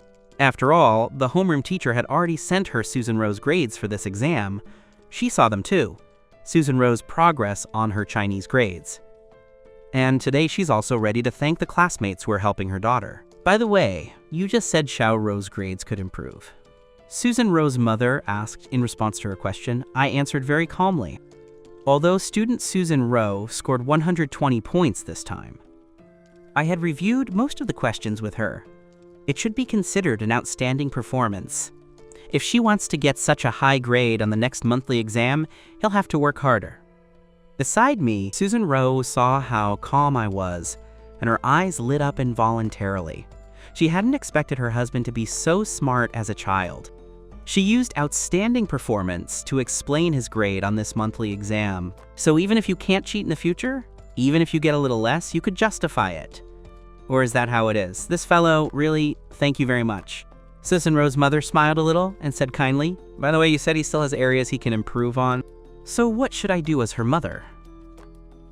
Hearing that, I smiled slightly, discreetly glanced at Susan Rowe, then smiled and said to buy her some support books. These are the things I just listed on my phone. First, take a look. Then, I passed a phone to Susan Rowe's mother for her to look at. Complete list of essential ancient texts to study. Complete interpretation of teaching materials. These are all essential reference books during this time of year. After the parent-teacher conference, I'll have her go buy them. By the way, I don't even know this guy's name yet. Although the teacher assigned you to help little Roper, she was able to get such a good grade all thanks to you. Susan Ro's mom asked me. However, she didn't wait for my answer. Susan Ro eagerly approached to introduce herself. Mom, his name is Chen Che, and he's also the first in our grade. Others don't know this, but she knows it very well. Do you really think this is just mom meeting the wrong classmate? It's the mother meeting her future son-in-law. It's also the husband meeting his future mother-in-law. Susan Ro's mom looked at me in surprise. Wow, you're so amazing. It's great that Gold can learn from you. Sir, rein in your neurotic temper a bit. Student Chenchi is helping you study. Then I'll go in first. I waved goodbye to my mother as she walked away. Susan Ro sighed in relief and cast me a couple of glances. Okay, Student Chenchi, you've managed to fool my mom with this, I asked with a mischievous smile. Why do you say I'm cheating? I'm not in love prematurely. Hearing this, a spark of disappointment flashed across Snow's eyes. But she quickly explained. But I'll give you lessons in love. It might be misinterpreted. So cheating on my mom isn't bad at all. She only cares about my grades. I lowered my head and gripped the phone. Susan Ro leaned over curiously to look. I raised my head and said, sorry, I'm not cheating on you, Aunt. These reference books make you do homework every day. I have a plan for the amount of work. Susan Ro glanced at her phone, but it was only a glance. Her eyes widened. Problem solving and copying text were almost twice as many tasks as usual. She stood there stunned for a long moment before looking back at me. She said some complicated things. Comrade Chen Che, I want to confirm one thing. Tell me, did I tell you to consider me your girlfriend? Did you really listen? Susan Ro asked calmly. Okay, I'll do whatever you say. But the excuse is that all this isn't true. You answered so easily. Fine, it doesn't matter if it's true or not. But since you consider me your girlfriend... Susan Ro took a deep breath, then shouted desperately. Why do you give me so much homework? Do you have a tendency to mistreat your partner? The parent-teacher conference will start soon. Susan Ro's mom sat next to my dad. She thanks him for helping Susan Ro with his studies. And she also invites my dad and me to have dinner together that evening. My dad couldn't refuse and accepted. After the parent-teacher conference was over, Susan Ro's mom went out and found Susan Ro. She asked Susan Ro to invite me to dinner, and Susan Ro didn't react immediately. Susan Ro's mom whispered in her ear, I'm gonna talk to your dad about it. Let's see how we can get Chinche to help you with your studies. So this dinner is really about your studies. Hearing this, Susan Ro looked very surprised. Her mother is already ready for Chinche to help her long term, so the possibility of transferring schools is no longer possible. I'll go home first to call your dad. You and Chinche, just come over after school. Susan Ro's mom left with a few words. At that moment, my dad also told me about tonight's dinner. After school, I got up and headed straight out. Comrade Chinche, I wasn't supposed to have dinner tonight.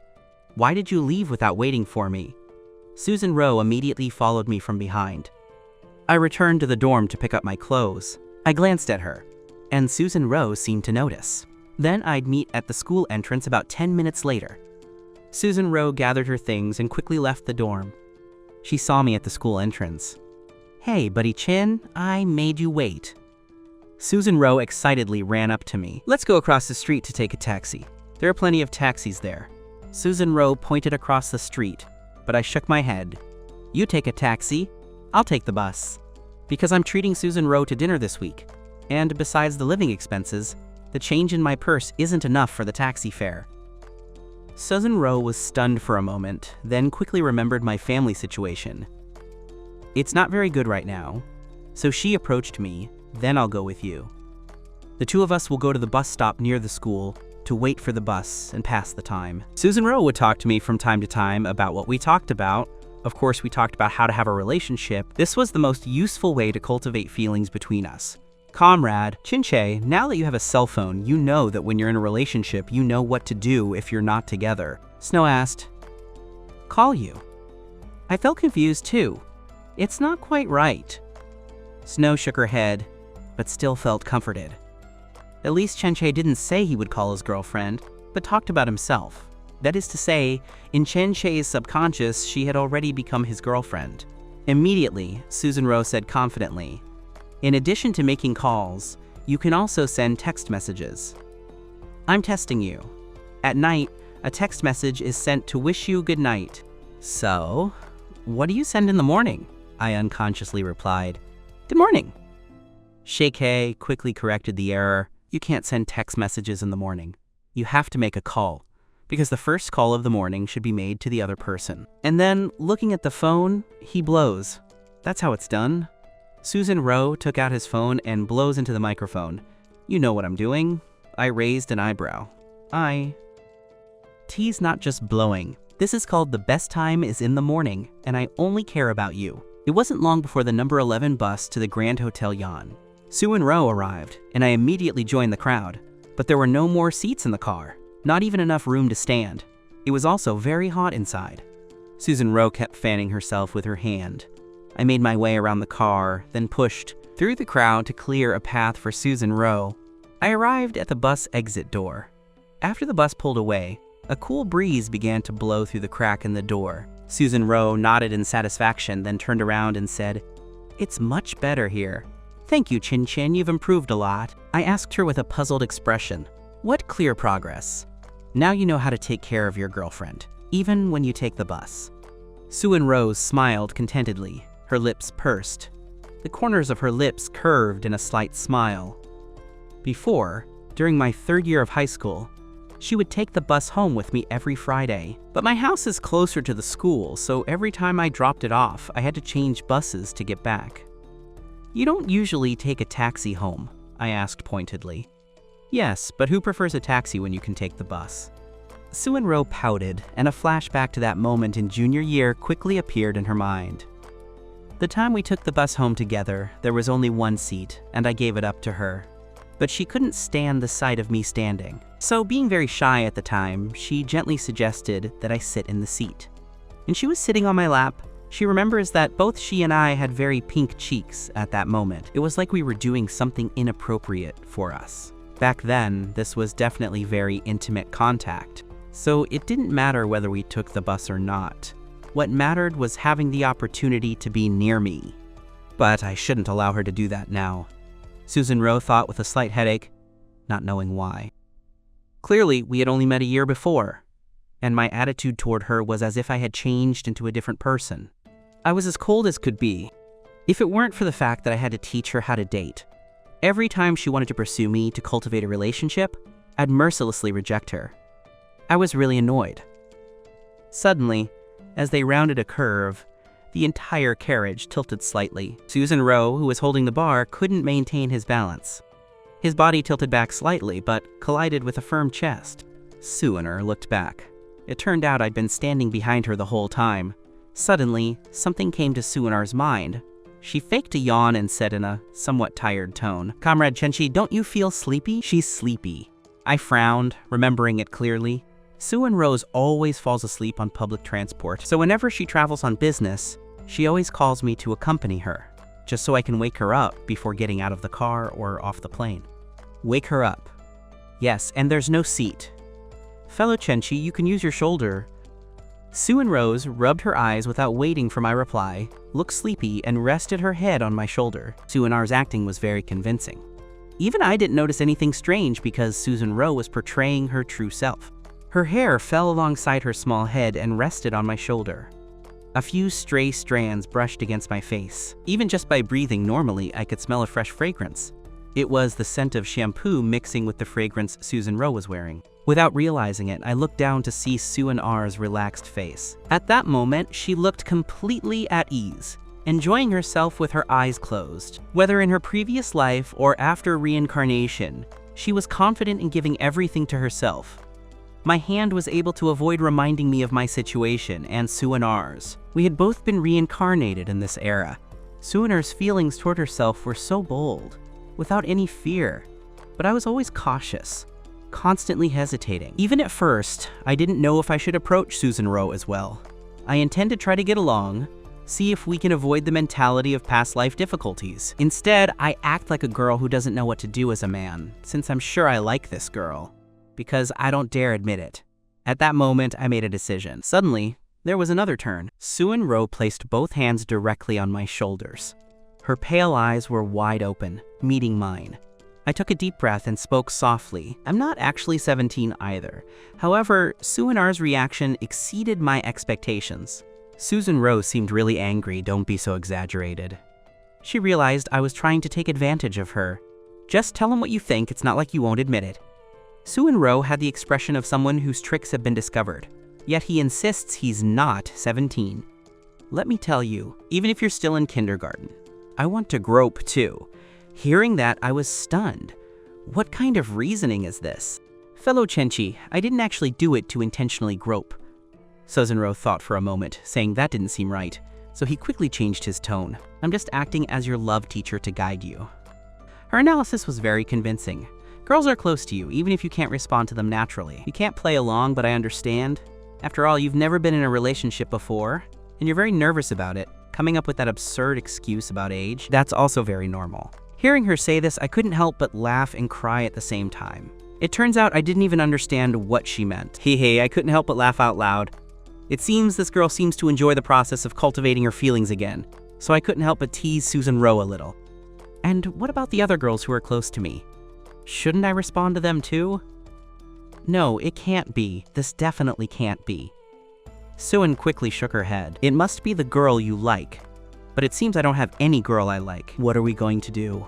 There's no truth in it, you can like me. About 2.5 hours later, bus number 11 stopped near the Grand Hotel Yan. Soo-in, Ro and I got off the bus one after the other. The hotel is close to the station, and we checked in. Soo-in-ro turned to me. Chenchi, you're nervous. Why should we be nervous? I couldn't help but ask curiously. Because this is an interview between our parents.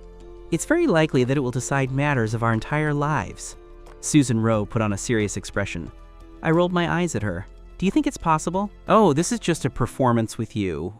What should we do when we meet the bride's parents in the future? Soo-in-ro said, life is like a rehearsal. This opportunity doesn't come around often. Don't get so nervous about not being 17. What nonsense. I'm not the one who should be nervous, right? I smiled a little. Soo-in-ro was a little stunned. What does that mean? We have to find them first. I pointed to the counter and asked for Wen-san's private room. The waiter showed us both. I opened the door to the private room.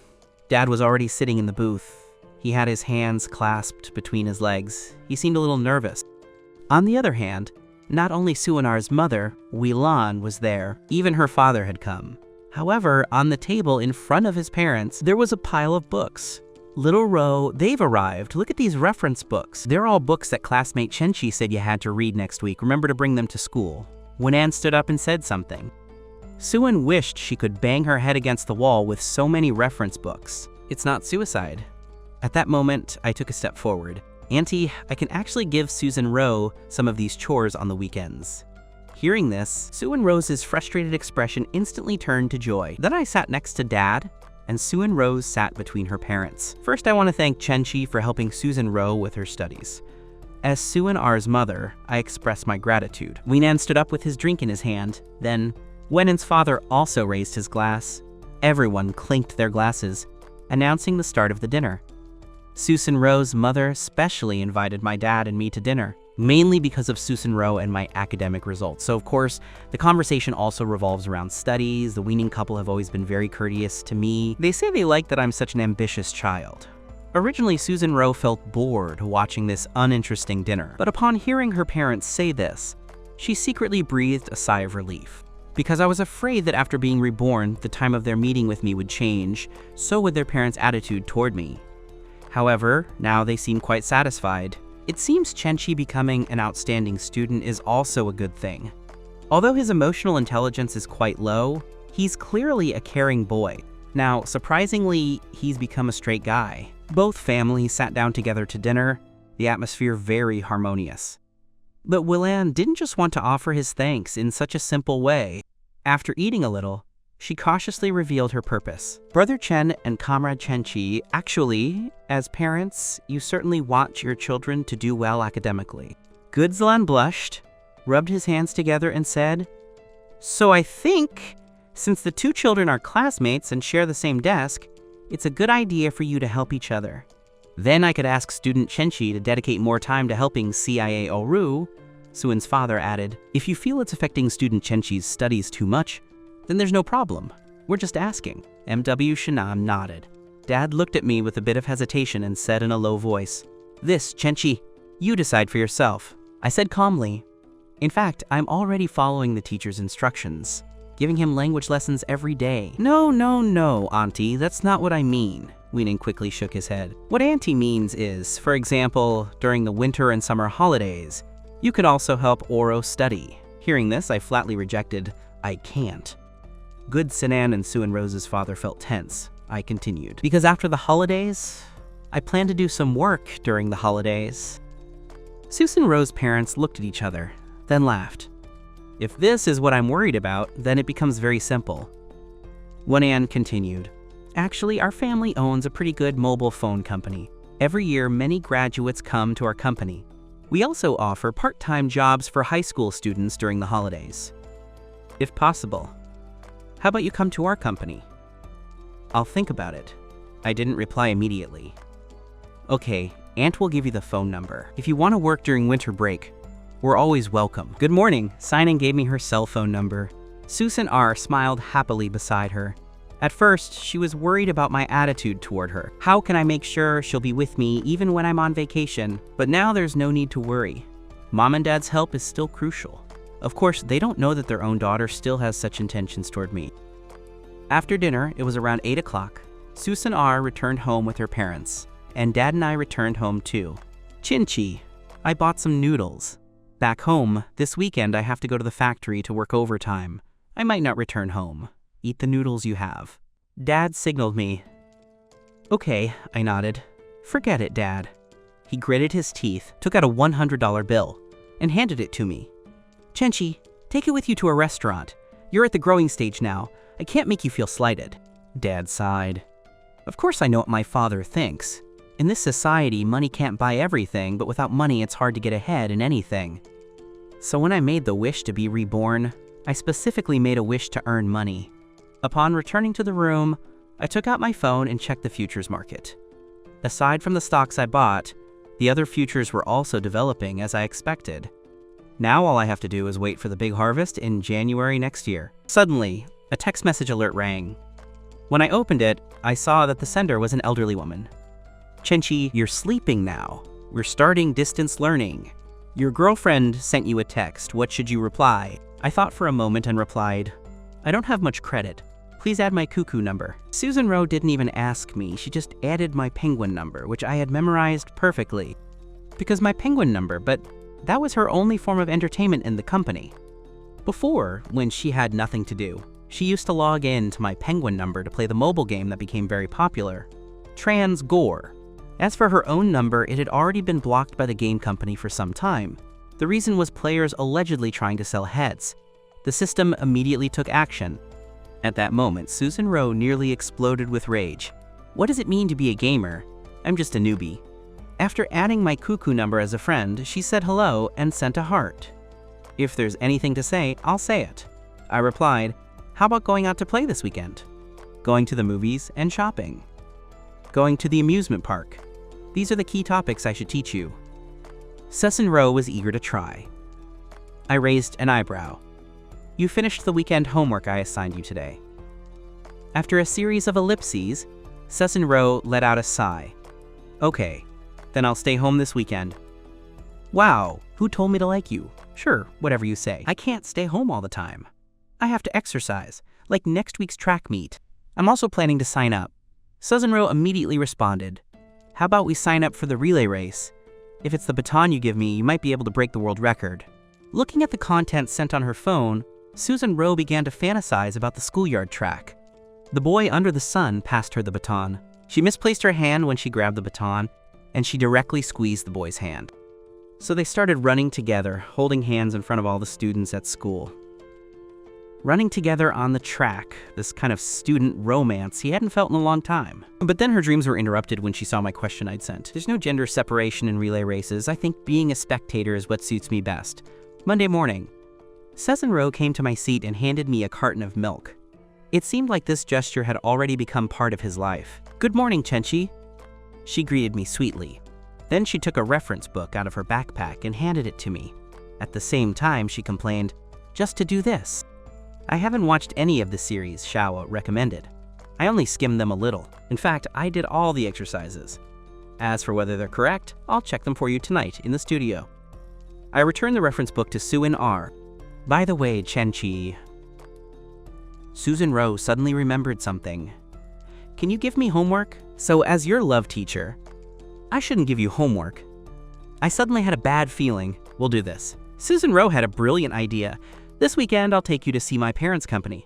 That way, we can also decide if you want to do H during winter break. What do you think? Just this. I hesitated. To be honest, it's not very typical of Susan-ro's personality. Yes, this is my homework. They're quite easy. Unlike anyone else, Suan-ar sighed slightly. However, this homework of hers has been carefully thought out. Going to her parents' company this weekend? I've gotten the chance to go out with him during the holidays. I also have reasons to avoid that huge amount of weekend homework. It's just perfect. Come to think of it, I'm really smart. At that moment, the class leader, Sango, approached me. He was holding a notebook. The names of some classmates were written in it. There was something... I looked up. It's just that the track and field tournament isn't on Friday. I think you want to participate. Saying this, Sangao touched his nose a little embarrassedly. After all, everyone knows how close I am to Suan-ar. Everyone in the class has seen it. On the first day he came, Susan-ro even showed interest in him. They should be absolute rivals in love. They even had a one-on-one basketball match because of it. However, it was precisely because of that basketball game, and then when I led the class to a win against the 6th form, that Sangao completely impressed me as well. A classmate with better grades in the area where I excel most, basketball, is also better than my rival. What right does he have to be my opponent? Of course, this isn't the reason why Sangao gives up chasing Suan-ar. The most important thing is that everyone knows Susan-ro is fully behind me. However, I don't mind that much. That's right, any guy, regardless of age, feels attracted to pretty girls when he sees them. That's only natural, and I don't think Sangao can take Susan-ro after my rebirth. So after glancing at my notebook, I asked, there really is a shortage of people here. Yes, after all, the parent-teacher conference just ended. I guess everyone's feeling a bit of pressure with their studies, Sangao said with a bitter smile. Look, especially in relay competitions, which are valuable events, 4 people are required. So far, only 2 have signed up. Take a look. Only the names of the Sangao Hangi were in the notebook. Give me a number, please. Saying this, I pointed to the relay race position in the notebook. Okay, Chenchi, thank you. Don't worry about any previous misunderstandings. If there's a chance, I'll treat you to dinner, Sangao said generously. I nodded, but didn't say anything. At that, Sangao looked carefully at Susan-ro, Suan-ar's classmate. Do you want to sign up too? Almost at the same time, Susan-ro and I turned our gaze toward him. At that moment, Sangao seemed to feel something like a blade flying toward him from both sides of his chest. Don't be mistaken. Don't be mistaken. I only said that because we're also short on people for the women's relay race. Sangao, covered in cold sweat, hurried to explain. And besides, fellow Suan-ar, I was reckless earlier. I'm sorry. Your rejection was quite right. As he said this, the sharp gaze on my side disappeared. However, Susan-ro still frowned slightly. Forget it, I have no athletic skills. Oh, I see. Sangao put the notebook on my desk, then looked around the classroom. Who should I look for next? One person is missing for the women's relay race. Wait.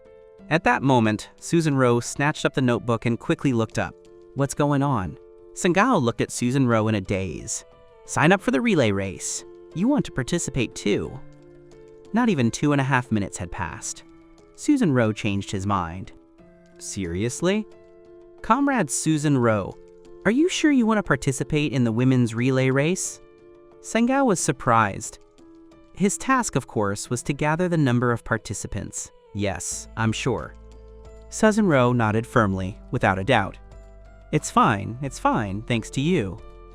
Oh, and so is Comrade Chenchi. Sangao put away her notebook before leaving, dropping a sentence. I wish you a happy marriage forever. Hearing this, I was stunned. Hey, fellow Chenchi, why? It seems like everyone in class thinks we're dating. True, Susan-ro bit her lip slightly, turned to look at me, and I simply looked at her with disdain. With someone like her, what kind of course of love could I take if others didn't consider them as lovers? I'm afraid that would be weird. Why did she suddenly decide to participate in the relay race? HMPH? Of course she'll participate too. I just want to show off what she can do. I can do it too. And Suan-ar doesn't want to lose to anyone. Suan-ar pursed his lips. His peripheral vision fell on Kiken's place. We eat at noon. Suin and Linyoga went to the cafeteria together while I was waiting in line for food. Curious, Linya asked Suin about the progress of her pursuit of me. Suin replied matter-of-factly that she was very satisfied with the current progress. However, after thinking about it, Lenova said with some concern, "Suzin-ro, if Chenchi finds out that you're approaching him like this, he wouldn't get angry with you." "Don't worry, he won't. He doesn't have the cells for love. How could he possibly realize that? Suzin-ro speaking with great inhibitions. Besides, I'm not cheating on him. You could also say I'm teaching him how to have a relationship." Lin Xiaowa was speechless. "You're teaching him how to date you, haha, no problem with that?" Suzin-ro smiled sweetly. Lin Xia made a joke. "Suzin-ro, you have very thick skin." Suzin-ro didn't care. "Then it doesn't matter, I just want to catch up with him. You say my face is harder than steel, it doesn't matter at this point." Lin Xogo was also completely convinced, but just then, a girl in front of her turned around. "It turns out you and Chenchi are so close. That's why, for a while." Suin, Rai, Lenia were stunned. "Because this girl is Kikian, I hope you enjoy your lunch." Kikian smiled indifferently at Suinar. She was about to reach the food window when she suddenly jumped out of the line. "What are you still doing here? Go catch up with her," Lin Xiaowa said urgently to Suinar Sigarem. "She's gonna tell Chen Chi. If Chen Chi finds out that you're intentionally manipulating him, that would be a big problem." But Suzin-ro stood there and didn't move. "Why are you still here, Linia Oba?" I was already furious about her friend. In fact, that's how I did it. I don't know how to explain it.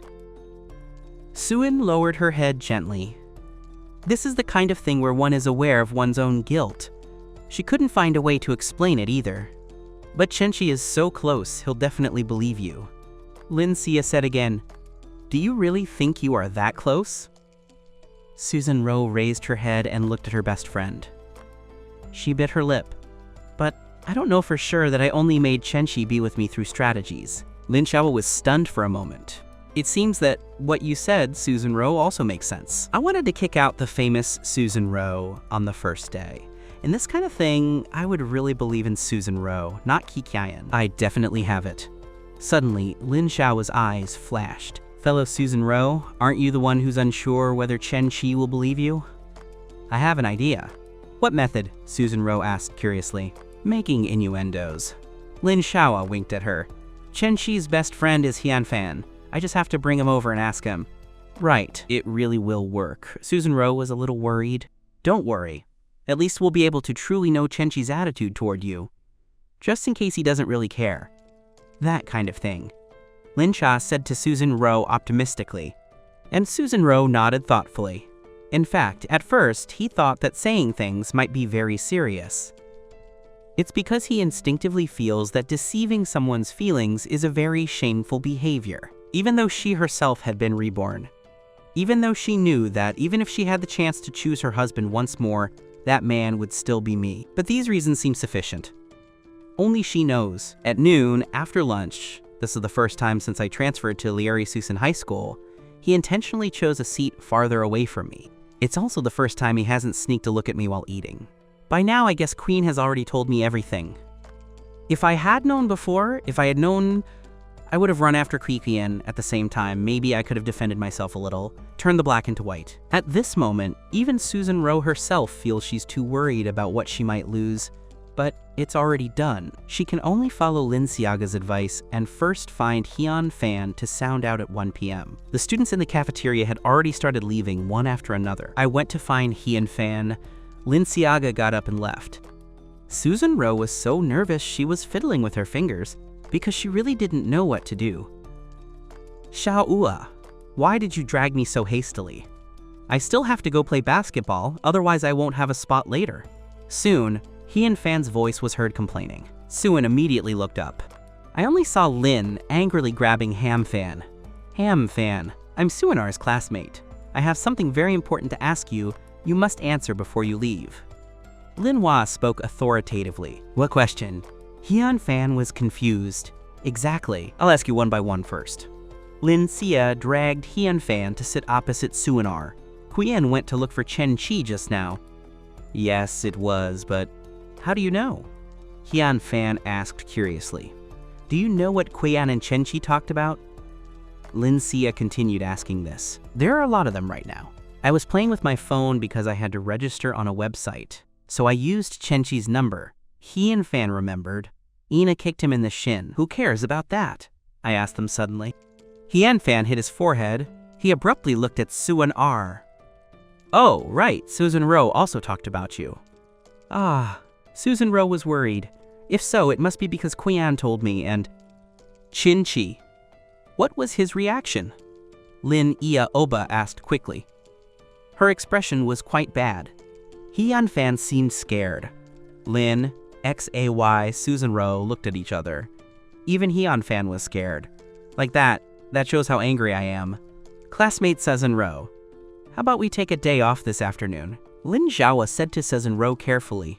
But don't I go to class all the time? Susan Rowe knew that. Avoiding it doesn't solve the problem. But now Chenqi is very angry. Lin Xia trailed off. I don't know how to comfort my best friend. How about I come back to the classroom right after break? Susan Rowe asked tentatively. Okay. Lin Xia nodded. Ladies, can I go now? You don't have much time left? Hian Fan is still worried about basketball. Get out, get out, get out! Lin Zhaoa scornfully waved her hand at him. The problem now is what Susan Rowe should do. Upon returning to the classroom, they remained in the dining room until the bell rang for the end of recess. Both girls remained silent, not saying a word, but afternoon classes would soon begin. All they had to do was return to the classroom. The moment they entered the classroom, Susan Rowe felt as if he were just outside after an accident. It was the same feeling as crossing the threshold of death. If I really hated her completely, what difference does it make to dying once more? But she can only move forward, toward me, walk to her own seat. Finally reaching her seat, Susan Rowe lowered her head and looked at me cautiously. Suddenly, she realized I was looking at her too. What a serious look. I was indeed angry. What if I questioned myself and he never paid attention to me again? How could she possibly follow me? So she doesn't want to find out in the future that the girl she loved isn't her.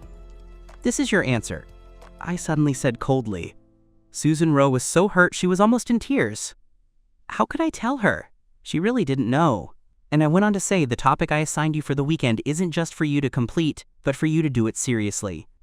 For example, this reading comprehension lesson clearly has an example. Why don't you consult him to ask questions about the weekend? Listen to my words. Susan Rowe raised her head.